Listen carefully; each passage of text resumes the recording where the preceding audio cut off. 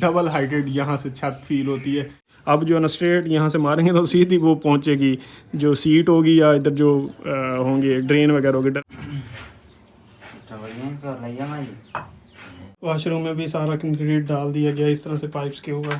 अस्सलाम वालेकुम everyone, this is Waseem Shahzad, welcome to new video. I hope कि सब लोग ठीक ठाक ज़बरदस्त होंगे। इसी के साथ आज की वीडियो करते हैं जी शुरू। तो वीडियो स्टार्ट करने से पहले चैनल पर नया तो जल्दी सब्सक्राइब, लाइक, कमेंट, शेयर सब कुछ कर लो। टाइम हुआ है जी अभी सुबह के 8:30 हो गए हैं भाई, और मुँह हाथ धो के फ्रेश हो गया हूँ, रेडी हो गया हूँ जी। आज भाई थोड़ा जल्दी उठा हूँ क्योंकि कुछ सामान वगैरह लेके आना था जी टाउन से, सीमेंट वगैरह, क्योंकि भाई आज से मिस्त्री भी आ गए हैं और मजदूर भी लगे हुए हैं। तो आपको घर की प्रोग्रेस का भी दिखाता हूँ। सबसे पहले जो है ना मैंने सीमेंट लेने के लिए जाना, क्योंकि मिस्त्री साहब ने कहा था कि सीमेंट टाइम से लेके आना, क्योंकि उन्होंने वो जो सैनिटरी के पाइप डाले हैं उनके ऊपर कंक्रीट बना के डालना है। तो इसलिए जो है ना मैं जल्दी उठ गया हूँ कि मिस्त्री आने से पहले मैं ये सामान वाली चीज़ें जो है ना पूरी कर लूँ। अभी 8:30 हुए हैं। और घर की प्रोग्रेस की बात करूँ तो बड़ी ह्यूज अपडेट हुई है भाई। शटरिंग लग रही है, ये चेक करो, समझ लें ऑलमोस्ट कंप्लीट ही है। एक ही दिन में भाई शटरिंग वाले आए थे, 1-2 दिन डाल के गए, बल्कि एक दिन डाल के गए सारा सामान वगैरह। दूसरे दिन भाई ठेकेदार जो शटरिंग वाला है ना वो खुद आया हुआ था, तो इस वजह से उन्होंने मारी है स्पीड और आधे से ज़्यादा काम ख़त्म कर दिया। छत पर चलते हैं, दिखाता हूँ कितनी प्यारी लुक आ रही है ना, जो छत डलने के बाद आनी है ना। अभी शटरिंग से ही उसकी वाइब आ रही है। तो जैसे ही इधर इंटर होते हैं ना भाई, चेक करो सामने हुई है शटरिंग और डबल हाइटेड यहाँ से छत फील होती है। यहाँ से तो नहीं होती, लेकिन थोड़ा सा ही आगे जाओ, मतलब यहाँ से ये 2 स्टेप चढ़ाओ ना तो फुल डबल हाइटेड छत फील होती है और बहुत प्यारी लगती है। जब इंशाल्लाह ये बन जाएगी ना तो शैंडलियर वगैरह कोई लगेगा यहाँ पे, तो काफ़ी प्यारी लगेगी। और पूरा हफ्ता छुट्टियाँ करने के बाद मिस्त्री मजदूर भी आ गए आज काम करने के लिए। काम नहीं करने के लिए आए, अपना सामान इकट्ठा करने में लगे हुए हैं। और मिस्त्री साहब क्या हाल चाल है, ठीक हो? हाँ जी सही, क्या हाल चाल है? ये भैया अभी सामान वगैरह निकाल रहे हैं इधर, क्योंकि उधर सारी शटरिंग लग रही है तो फिर शायद निकालनी मुश्किल हो जाए। इतना हफ्ता कितने रहे हो जी? 2 दिन हफ्ता पूरा मुक गया। जुमेरात आ गई है, कल फिर छुट्टी है ना। आज मैं कश नहीं तुम देंदा, गलत फहमी रहो। आज जुमा वाला दिन है ना, सैलरी का डे है आज से काम स्टार्ट कर रहे हैं, लेकिन आज मेरे पास कुछ नहीं है तो खैर जी, शटरिंग जो है ना इस तरह से कंप्लीट होगी। रह कौन सा पोर्शन गया है वो मैं आपको दिखाता हूँ। कल के दिन में ही भाई स्पीड मारी है उन्होंने, काम तमाम कर दिया। आई थिंक ओ भाई बड़ा हैवी सीन है। छत जो है ना, जो पोर्शन है वो ऑलमोस्ट कंप्लीट है, सारा कंप्लीट कर गए हैं। जो रह गया है ना वो चीज़ रह गई है भाई, एक ये शेड लगना है और ये पिलर्स के ऊपर जो शेड लगना है, मतलब ऊपर बिल्डिंग का जो है ना सिर्फ शेड रह गया है। बाकी सारी अंदर से छत की शटरिंग जो है ना कंप्लीट कर गए हैं सिर्फ एक दिन में। और ये इस वजह से तेज़ हुआ है कि जो शटरिंग का मालिक है, ठेकेदार है ना, वो खुद आया था। अगर वो खुद ना आता ना तो फिर पक्का 2 से 3 दिन उन्होंने लगा देने थे, लेकिन कल वो खुद था तो उसने सबको खींच के रखा है और एक ही दिन में सारा ये कंप्लीट कर दिया है। अब भाई स्कूल लगने का टाइम है तो असेंबली हो रही है स्कूल में, और वो लब पे आती है दुआ बन के, तमन्ना मेरी वाली दुआ पड़ी जा रही है। धान की फसल कट चुकी है। इधर सारा सीन ये है, वो देखो उस खेत को पानी लगा हुआ है और वहाँ पे ना वो वाइट बंदे आके बैठते हैं, जो पानी लगता है, कीड़े मकोड़े निकलते हैं, वो उनको पकड़ के खाते हैं। हम इनको बगले कहते हैं। नीचे जो है ना भाई तैयब कुटाई में लगा हुआ है। तैयब तो 3 दिन से लगा हुआ है आई थिंक इसी काम में। कुटाई जो है ना अच्छी हो गई है भाई, तैयब ने बड़ी ज़बरदस्त की है। आज मुकम्मल हो जाए इंशाल्लाह, आज मुकम्मल हो जाएगा। फिर कच्चे करने का काम स्टार्ट होगा फर्शों का, तो काफ़ी हद तक जो है ना उसके बाद तैयब ने बैठाई है ज़मीन, नहीं तो भाई अभी काफ़ी इसमें गुंजाइश रहती थी। देख लो अब बिल्कुल प्रेस हुई पड़ी है इस तरह से। सबसे पहले मैं जा रहा हूँ जी टाउन, सीमेंट ऑर्डर करके आना है, क्योंकि वो फर्श भी कच्चे करने और सैनिटरी के पाइप से भी कंक्रीट वगैरह डालना है। वापसी पर आकर आपको दिखाता हूँ कि सैनिटरी का सिस्टम हमने घर में कैसे बनाया है। आपके काफ़ी कमेंट्स भी आते थे, उनके आपको भी जवाब दूंगा, और वाशरूम्स में क्या क्या डिज़ाइन बनाया वो भी आपके साथ शेयर करूँगा, ताकि आपको भी अगर कोई इन फ्यूचर काम करवाता तो उस चीज़ में हेल्प मिलेगी। और बड़ा यूज़फुल एक शॉर्ट सा उन्होंने पाइप्स का जाल बिछाया है, ताकि ब्लॉकेज का सीन भी कम से कम हो और पाइप्स भी कम से कम यूज़ हो। तो आपको वापसी पर आकर दिखाता हूँ। सबसे पहले सीमेंट ऑर्डर करके आते हैं। टाउन से होके मैं आ गया हूँ जी, सीमेंट को ऑर्डर दे के आया हूँ। और आज जो सीमेंट का रेट लगा है ना वो भाई 1490 रुपये लगा है। 10 रुपये 1500 में से कम लगा है। कुछ लगातार लगा हुआ था सबका, कोई 1500 रुपये दे रहा था, कोई 1520 दे रहा था, कोई 1490 दे रहा था। जो कह रहे थे कि जो नया सीमेंट अभी आएगा ना उसका रेट कह रहे हैं कि मतलब 1480 1490 होगा। 1490 में भी वो प्रॉफिट रख रहे हैं क्योंकि सीमेंट काफ़ी सस्ता हुआ है। तो अभी जो जिससे पहले हम अपने अड्डे से लेते थे ना, उन्होंने भाई 1500 कहा, तो फिर मैंने कहा भाई आज नहीं लूँगा आपसे। आगे जाके फिर क्या कहते हैं 1490 रुपये रेट मिल गया। वहाँ से 25 बोरियाँ ऑर्डर करके आया हूँ। और अम्मा ने भाई कुछ ग्रॉसरी का सामान कहा था, साबुन, बर्तनों वाला साबुन, उसके बाद स्प्रीम पत्ती। आप घर में भाई कौन सी पत्ती चाय इस्तेमाल करते हैं कमेंट में बताइएगा। इलायचियाँ और ये कश्मीर का ऑयल। मुझे जो जहन में आया था ना वो यही चीज़ें आई थी, लेकिन मुझे लगता है कि मैं कोई चीज़ मिस कर गया हूँ। तो अम्मा से पूछ लेते हैं कि कोई और चीज़ भी थी या नहीं।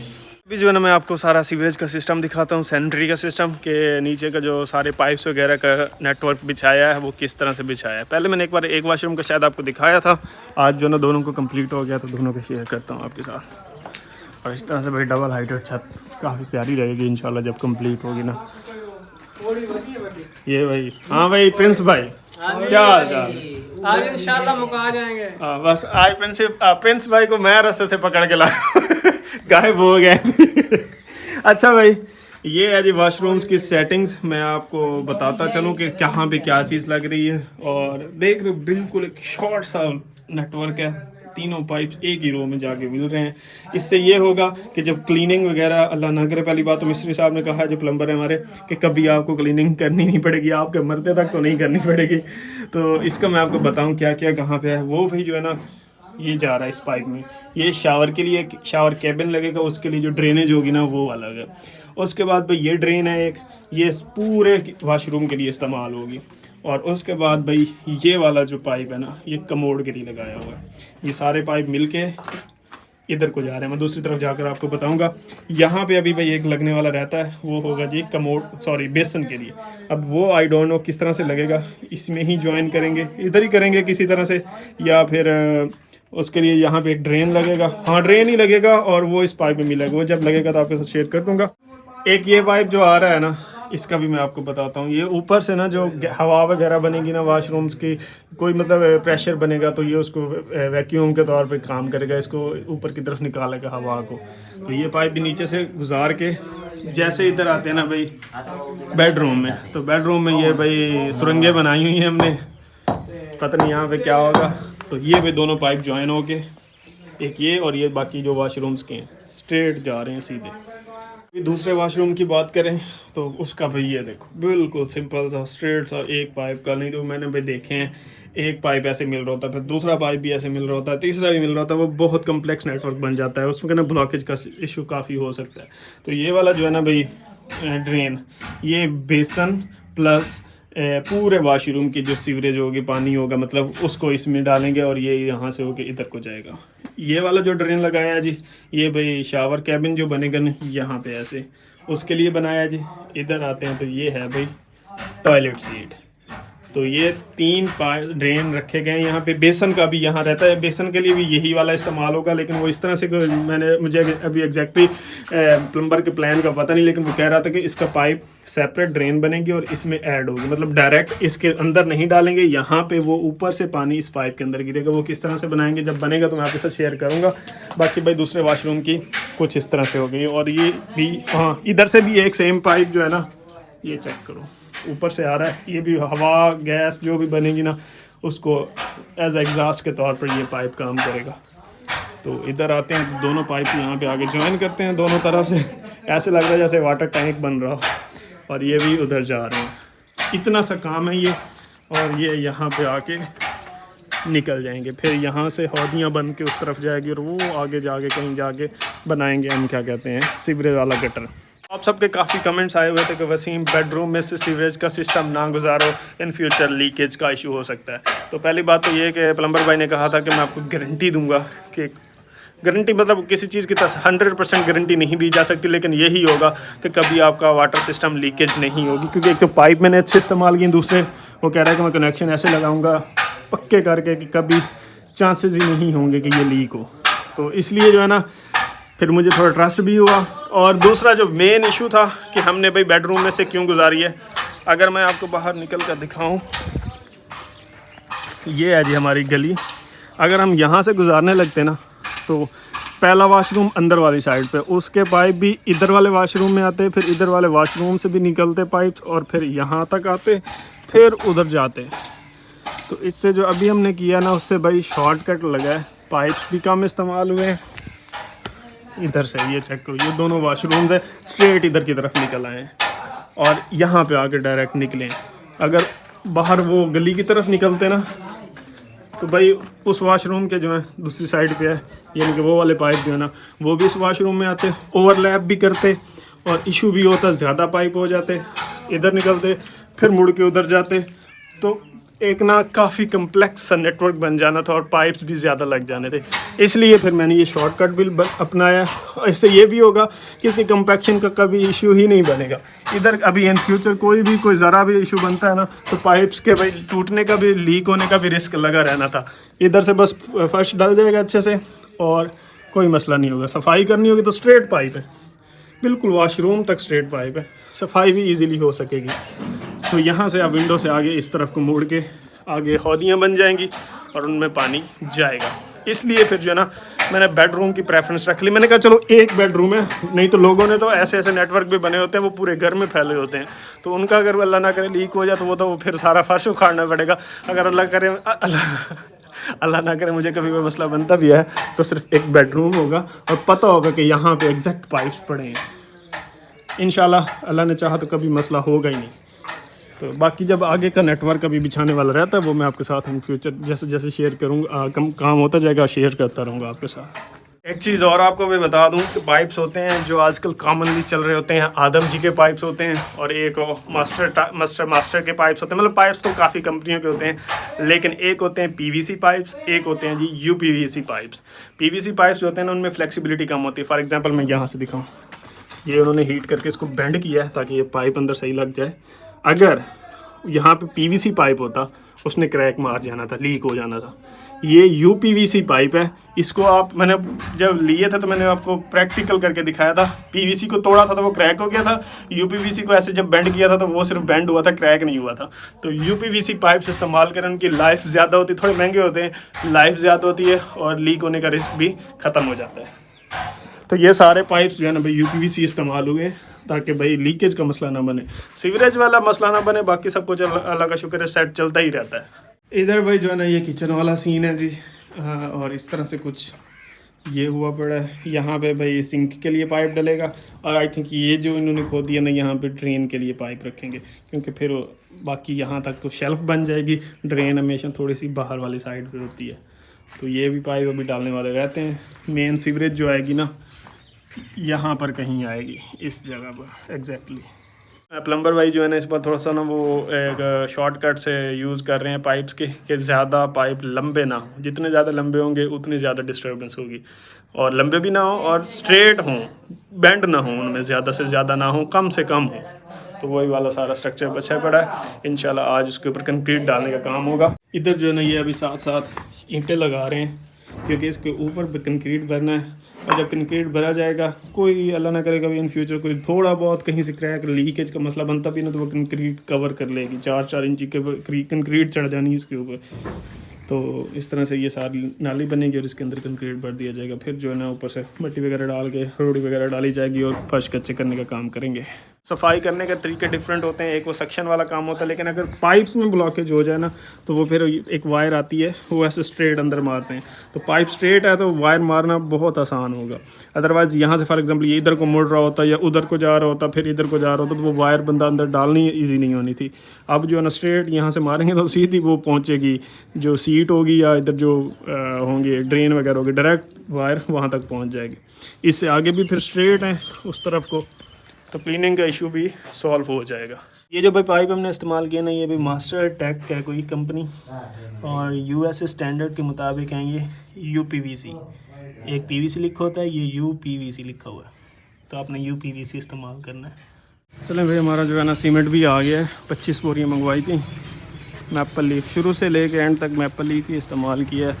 महंगा सस्ता जो भी रेट चला ना, चेंज नहीं किया हमने। ये कंपोजिशन कहीं ना सीमेंट की चेंज हो जाए। हाँ जी भाई, प्रिंस 2 ये भाई बाले ये बड़ा डिज़ाइन बनाया हुआ है, फेरी लाई होते हो। मोटरसाइकिल पे भाई वो लेके आए हुए हैं बाले शाले जो लगाने के लिए, शटरिंग के लिए।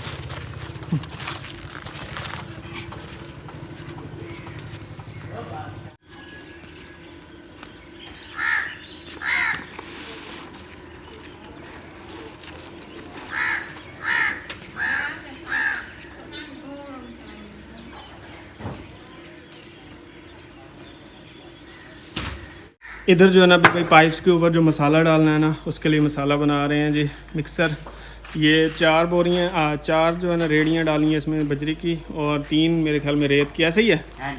और 3 बोरियाँ इसमें भाई सीमेंट की जा रही हैं। आज भाई सीमेंट का बड़ा खर्चा हो रहा है, तो मसाला भी काफ़ी ज़्यादा है। ये सारा पाइप्स के ऊपर डलेगा भाई, ताकि पाइप्स जो है ना हिले भी नहीं, उनके लीक होने का रिस्क भी ना रहे।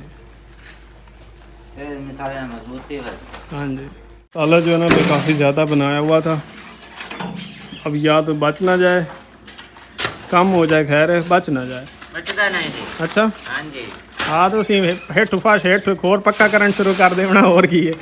बच गया था।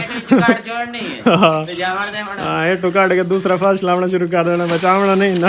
हाँ जी। भाई खैर काम चल रहा है। मैं भाई अभी जो है ना नाश्ता कर लेता हूँ, सुबह से ही लगाऊँ। नाश्ता हमारा आ गया जी, और नाश्ते में आज भाई दाल रात की थोड़ी सी मैंने बची हुई रखी है 1 चम्मच, साथ में अंडा है, मिर्चें हैं, साथ में लस्सी है।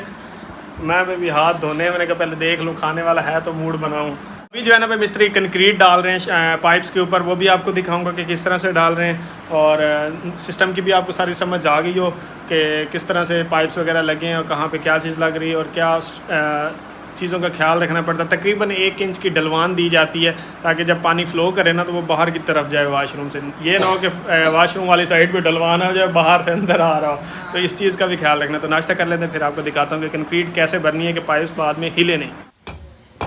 अच्छा भाई, अभी जो है ना प्लम्बर भाई लगा रहे हैं जी पट्टी, ज़ख्मों वाली पट्टी ही कह लें आप इसको, जो ज़ख्मों पर लगाई जाती है। सेम वही पट्टी आपने ना, जहाँ पे आपने जोड़ लगाए होते हैं पाइपों के, वहाँ पर ये नीरू में सीमेंट का नीरू बना के पतला सा उसके अंदर डबो के उस जोड़ के ऊपर अच्छे से लगा दी जाती है, ताकि वो जब सूख के ना एक बॉन्डिंग बना ले, पाइप वहाँ से खुले नहीं।